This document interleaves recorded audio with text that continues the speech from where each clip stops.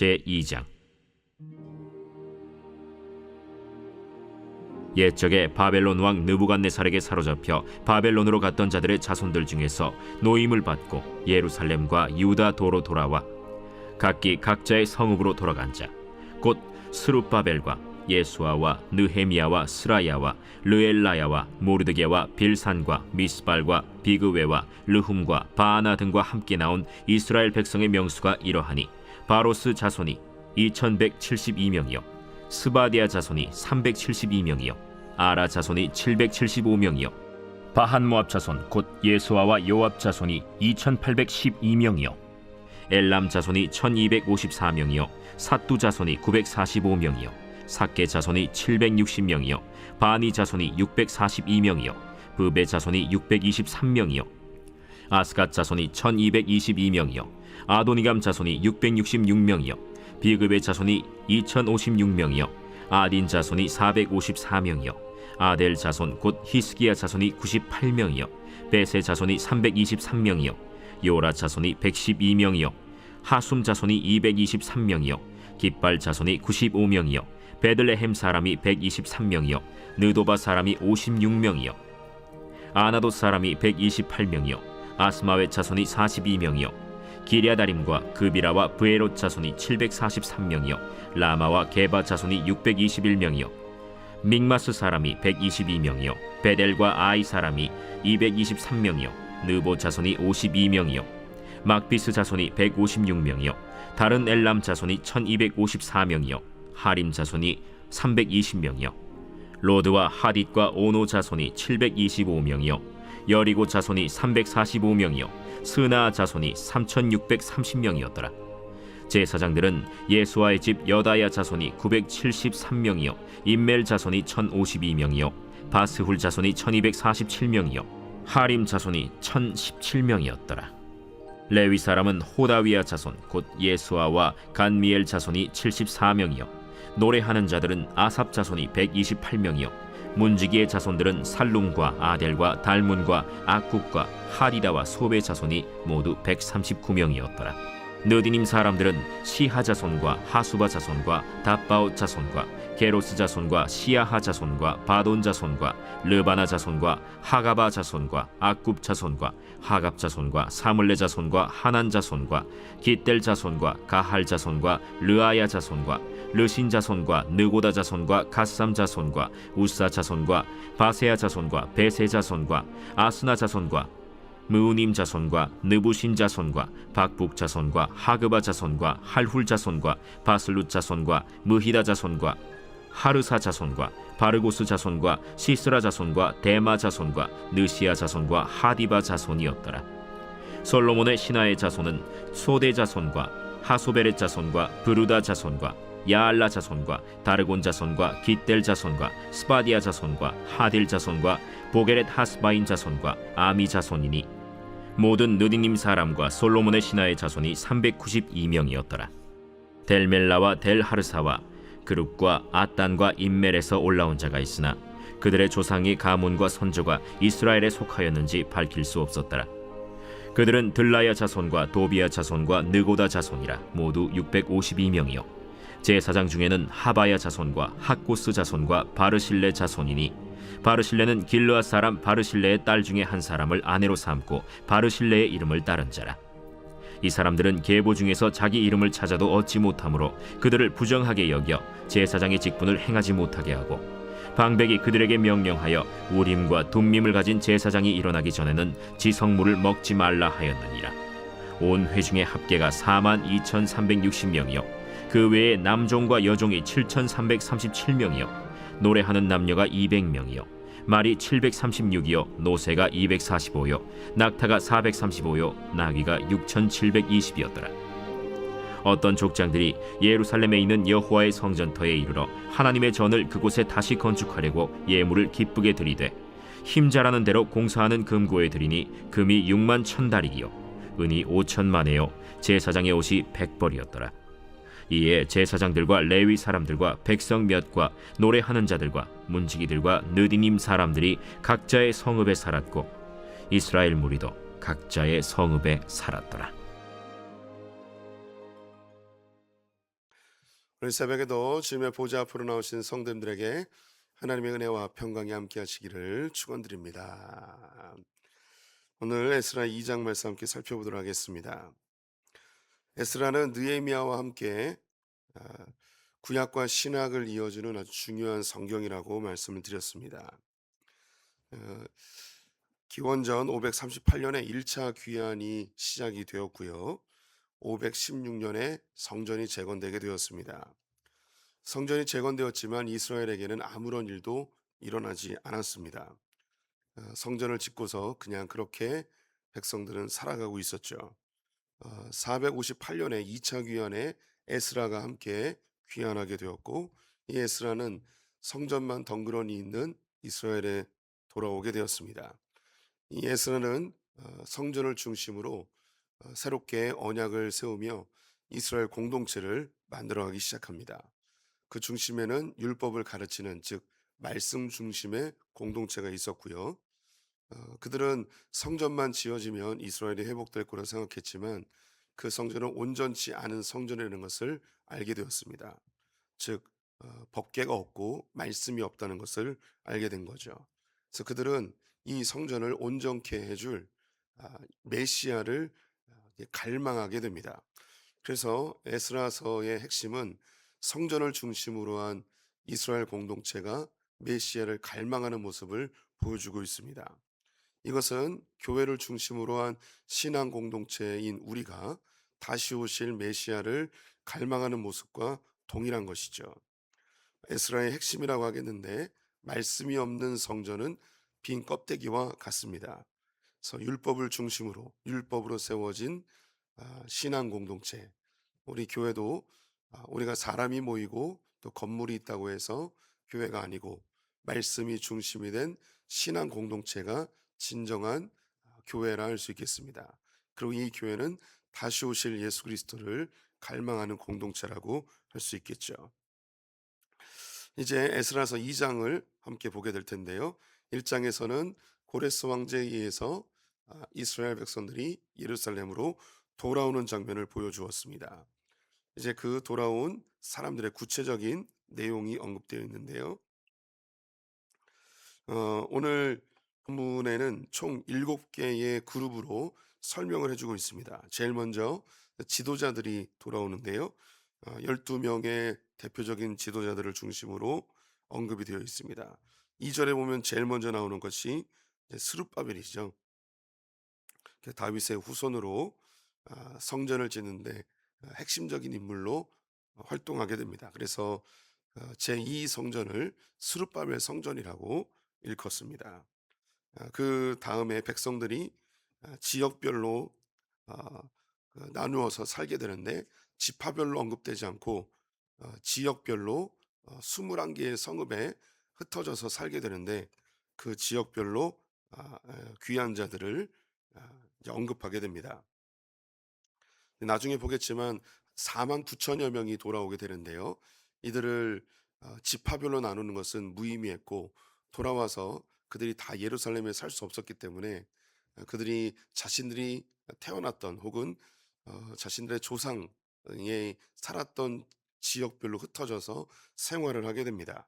그래서 그 무리들로 지역별로 성읍별로 언급을 하게 됩니다. 세 번째로 제사장 그룹이 언급이 되는데요. 제사장 그룹은 총 4,289명이 돌아오게 됩니다. 네 번째로 레위 가문의 사람들이 귀한 자의 숫자가 언급되는데, 레위 가문들은요 341명이 돌아옵니다.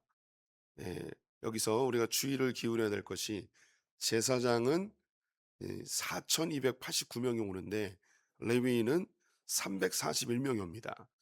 제사장보다 레위인이 훨씬 많거든요. 근데 돌아오는 숫자는 10분의 1도 돌아오지 않은 것이죠. 나중에 그 성경을 또 에스겔서 뭐 이런 데 보게 되면 제사장들은 예루살렘으로 돌아오는 것을 흡족해 하는데 레위인들은 그다지 반응이 없습니다. 그래서 레위인들이 너무 적어 가지고 레위인들을 다시 모집하는 장면도 있거든요. 왜 이렇게 적을까? 성경에 왜 적은지는 언급해 주고 있지는 않습니다. 우리가 추측할 수 있는 것이 이제 교회 성전에서 주 주 사역자들은 제사장인데 레위인들은 옆에서 돕는 자들이거든요. 그래서 성전에 돌아가도 우리는 뭐 성전을 돌보는 그런 이 주 멤버가 아니고 우리는 옆에서 돕는 자들이니까 우리는 좀 소외된다. 뭐 이런 느낌이 있어서 돌아오지 않은 듯한 그런 생각도 좀 들게 됩니다. 그런데 이 돌아온 이 레위인들은 어떻게 보면 엑기스들이 돌아온 거죠. 많은 레위인들 중에 우리는 뭐 우리의 신분이나 처지나 우리 제사장을 돕는 자라는 그런 자기의 정체성이 좀 낮게 평가되어지는 뭐 내 자존심이 상한다 이런 거 다 뒤로 하고 오직 성전에서 하나님을 섬긴다는 그 목적 하나로 돌아오게 되지요. 그래서 이 스룹바벨 성전이 지어질 때 제사장들보다는 레위인들이 훨씬 더 적극적으로 봉사하게 되는 것을 보게 됩니다. 이 레위인들은 진짜인 거예요. 제사장들은 어, 그들의 뭐 신앙을 한참 후대인 우리가 평가하기는 그렇지만 그들은 돌아가면 제사장이 돼서 좀 어깨에 힘도 줄 수 있고 우리는 좀 높은 직급이고 뭐 이런 생각으로 돌아왔을까요? 근데 상대적으로 이 레위인들은 그 숫자가 매우 적었는데 이 돌아온 사람은 진짠 거죠.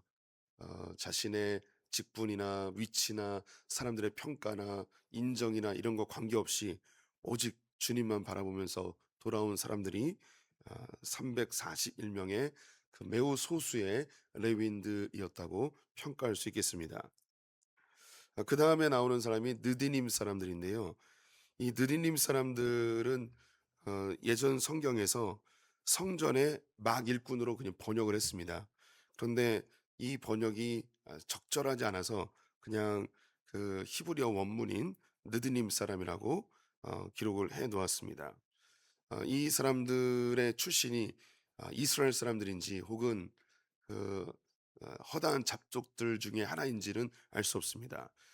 여호수아가 가나안 땅을 정복할 때에 기브온 사람들이 자신들의 여호수아를 찾아와서 신분을 속이고 이스라엘 민족 가운데 편입되는 일이 있었습니다.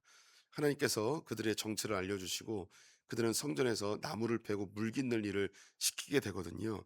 이제 그런 사람들이 기본 사람들 외에도 그 외에도 많이 있습니다. 또 예루살렘을 정복할 때 여부수 족속들이 거기 있었거든요. 그들 역시 다 진멸한 게 아니고 예루살렘에 일부 남아서 생활합니다. 그들이 종들이 되는데 거기에 또 포함이 될 수 있습니다. 그래서 느드님 사람들은 어떤 한 족속의 이름이 아니고 어, 성전에서 일하는 그런 그 잡부들, 막 일꾼들을 총칭하는 말입니다. 또 그 뒤에 이제 55절 보면 솔로몬의 신하의 자손들이 나옵니다. 솔로몬의 신하의 자손들은 내시들이나 궁녀들이나 성 궁궐에서 일하던 사람들의 후손들인 거죠. 이들도 함께 와요. 이들도 사회적으로 하층민 혹은 아, 예루살렘에서 크게 인정받지 못했던 사람들입니다. 근데 그들도 바벨론의 포로로 끌려갔을 때에 다시 귀환하게 되는데 이 느드림 사람들과 솔로몬의 신하의 자손들을 합해서 391명이 돌아옵니다. 이들 역시 사회적으로 안정된 직분이 아니었음에도 불구하고 예루살렘으로 돌아오죠. 이들의 소망, 음, 예루살렘이 다시 재건되는 것밖에 없습니다. 그들은 성전에서 아, 물을 깃고 나무를 패고 청소하고 허드렛 일을 하는 그런 사람들이었는데 그럼에도 불구하고 그들은 예루살렘 성전이 다시 지어지기를 갈망했던 그런 이름 없는 무명한 사람들이었던 거죠. 또 솔로몬 성전의 그 궁에서 일했던 사람들, 이들은 어, 그 이스라엘의 왕들을 섬기면서 소망하는 것이 이스라엘 왕조가 다시 회복됐으면 좋겠다. 그런 열망 하나로 돌아왔던 사람들입니다. 그 외에 이제 계보를 알 수 없는 사람들이 언급이 되는데요. 자기의 조상이 누군지 모르는 사람들이에요. 끌려오긴 끌려왔는데 1.5세대나 2세대이죠. 끌려오는 과정 속에 부모님이 돌아가셨다든가, 혹은 바벨론에서 태어났는데 부모님이 일찍 돌아가셔서 고아처럼 되어서 자기의 부모님이 어떤 지파인지 어느 족속인지 전혀 모르는 거예요. 그래서 이스라엘 사람이라고 보기도 애매하고, 혹은 이방인이라고 보기도 좀 애매한 이런 사람들. 이 사람들이 이제 한 무리가 되어 있습니다.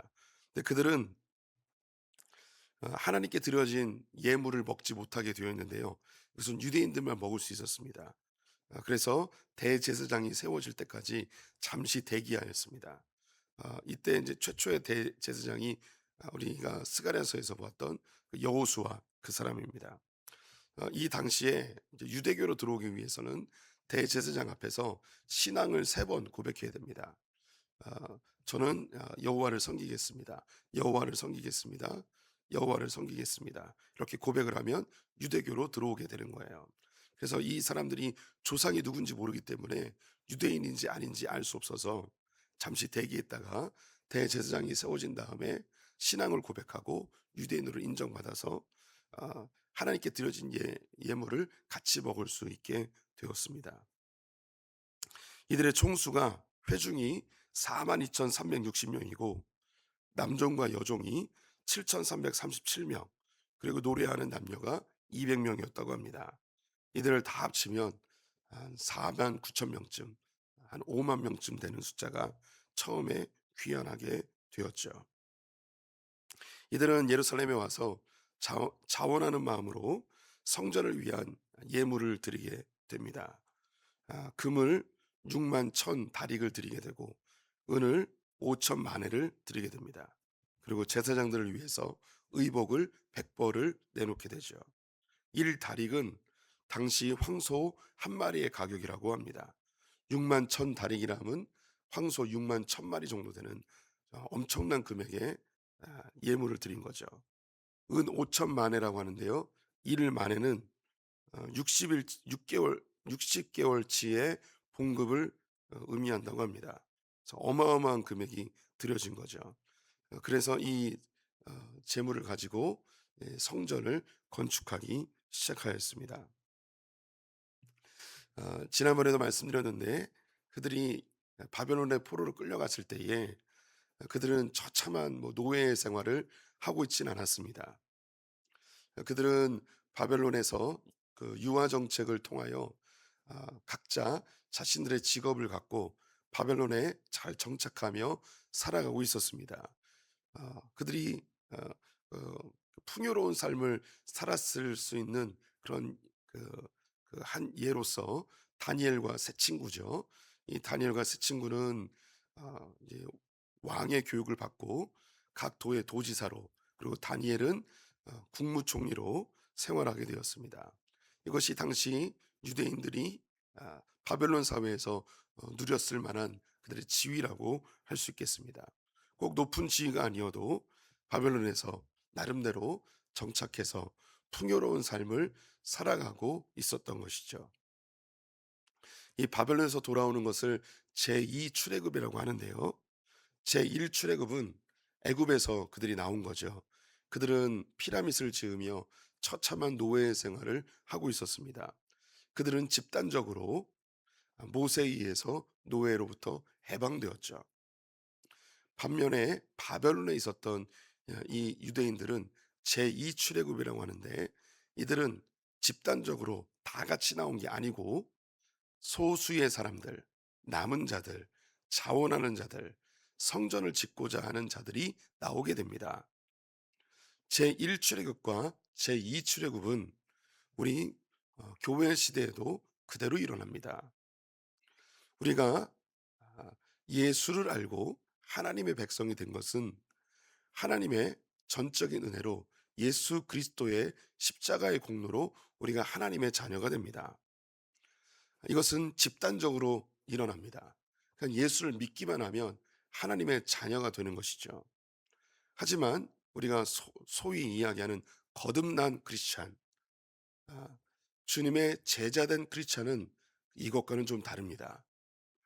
이것은 자신의 것을 포기하고 자신의 삶을 내려놓고 자신의 권리를 포기하고, 예수님의 표현으로 하면 자기를 부인하고 십자가를 지고 예수님을 따르는 자들이 참된 제자의 삶을 살게 되는 것이죠. 이러한 사람은 소수입니다. 그래서 종교개혁가였던 존 칼빈은 이 소수의 사람들을 교회 공동체에서 5% 정도 된다고 이야기를 했습니다. 칼빈이 어떤 근거로 5%라고 이야기했는지는 알 수 없지만 그 숫자는 소수일 가능성은 매우 높습니다. 이것은 또 출애굽 과정에서도 이미 알려준 바입니다. 이스라엘 백성들이 모세와 함께 홍해를 건너오죠. 하지만 가나안 땅에 들어가는 것, 즉 요단강을 건너는 것, 이 요단강을 건너는 것은 예수님의 제자로 온전히 거듭났다고 표현할 수 있겠습니다. 이 사람들은 갈렙과 여호수아 외에는 없었습니다. 출애굽 2세대들이 또 넘어가긴 되었지만 하나님께서 우리에게 보여주시는 신앙의 여정이 출애굽기에서도 나오고 모세오경에서도 나오고 또 이스라엘의 역사 속에서도 나오게 됩니다. 이것을 이제 우리가 우리의 신앙으로 다시 좀 적용을 한다면, 우리가 교회를 다니고 예수님을 믿는 사람이지만 주님이 재림하셨을 때에 하나님의 천국 백성으로 들어갈 수 있는 사람이 어쩌면 소수일 수도 있다는 위기감을 우리에게 주고 있습니다. 또 누가 아, 정말 하나님의 새 예루살렘을 지어가는 그런 아름다운 그런 보석으로 신부로 완성되는가? 그것은 자기의 권리를 포기하는 자, 예수님의 표현으로 자기를 부인하고 자기 십자가를 지는 자가 예수님의 제자가 되고 예수 그리스도의 신부로 온전케 되어지는 것이죠. 우리 성도님들이 나는 버림받으면 어떡하나, 나는 천국에 못 들어가면 어떡하나, 뭐 이렇게 두려워하실 필요는 없습니다. 주님이 우리에게 요구하시는 것은 뭐냐면 나는 널 버릴 거야, 이게 아니고, 주님이 정말 원하시는 신앙의 깊은 단계, 자기를 부인하고 자기 십자가를 지는 참된 제자의 삶을 살라고 우리에게 메시지를 주시는 것이죠. 우리는 각자 자기가 붙들고 있는 아, 하나님을 이용해서 내가 이루길 원하는 나만의 우상들이 있습니다. 하나님은 그 우상을 내려놓고 하나님만 전적으로 의지하기 원하시죠. 우리 내면에는 끊임없는 우상들이 있다고 누차 말씀드렸습니다. 믿음의 선배들이 이걸 네 개로 정리해 주었죠. 우리는 이 안전의 우상, 인정의 우상, 통제의 우상, 그리고 권력의 우상이 있습니다.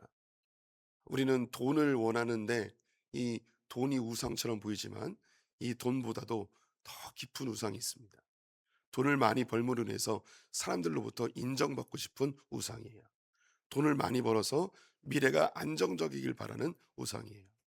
돈이 많을 때 사람들이 나를 무시하지 않는, 돈이 있으면 사람들이 내 명령에 순복하는 통제의 우상, 권력의 우상이 우리에게 더 강하게 있는 것이죠. 또 우리가 돈 외에도 다른 어떤 것을 붙들고 있습니다. 사람을 붙들리는 경우도 있죠. 그 사람으로부터 인정받고 싶은 욕구, 또 어떤 특정한 사람과 옆에 붙어 있으면 그 사람이 나의 삶을 책임져 줄 것 같은 안정의 욕구, 뭐 이런 것들이 있습니다. 주님께서는 그걸 내려놓고 필요 없다는 게 아닙니다. 우리는 돈도 필요하고요. 사람의 인정도 필요하고요.